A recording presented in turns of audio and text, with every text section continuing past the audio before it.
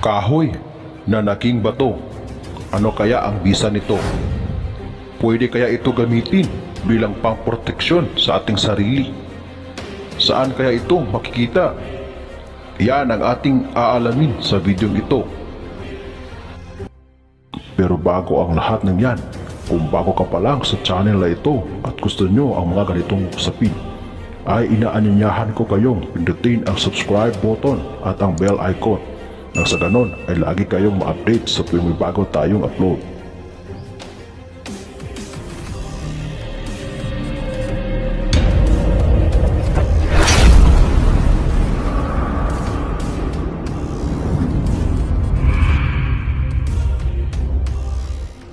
Kahoy na naging bato. Ano nga ba ang taglay na kapangyarihan at bisa nito? Ang kahoy na naging bato ay masasabi mong isang pinakamabisang mutya na nagtataglay ng pangkalahatang proteksyon sa sarili. Ito din ay nagsisilbing pangontra sa kulam, barang, palipad hangin at pati sa mga gawang demonyo. Ito din ay nagtataglay ng kabal at kunat sa katawan na hindi ka kayang tablan ng matutulis na bagay. At hindi ka rin kayang putukan ng baril dahil sa birtud na mayroon ito. Paano nga ba ito gagamitin?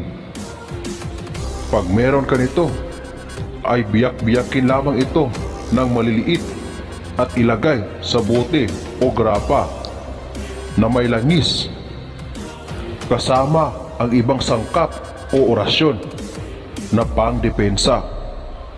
Mas maganda kung ang langis o lana na gagamitin ay gawa sa araw ng Biyernes Santo o di kaya galing sa niyog na iisa ang mata o walang mata o libod.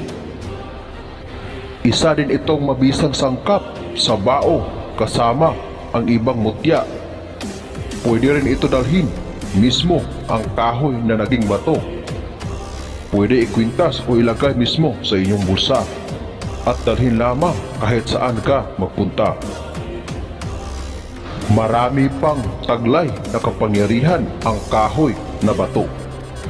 Malalaman mo rin yan pag meron ka nito. Paano nga ba ito makukuha o magkaroon nito? Pumunta ka sa mga sapa, dagat, kakahuyan o saan mang lugar na maraming bato. Doon mo makikita kung ito'y ipagkakaloob sa iyo. Ito ang aking mga personal na kahoy na naging bato.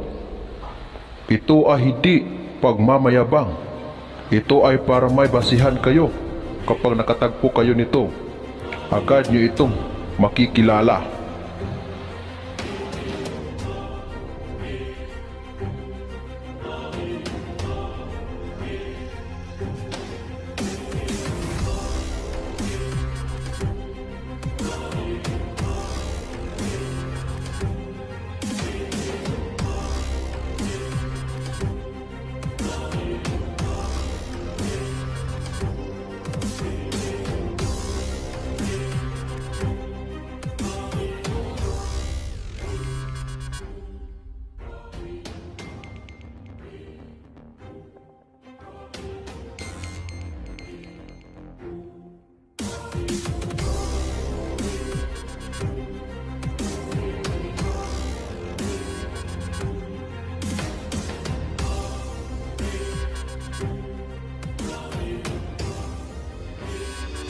Hanggang dito na lamang ang ating kaalaman para sa araw na ito. Muli, maraming salamat sa inyong walang sawang panonood. God bless us all.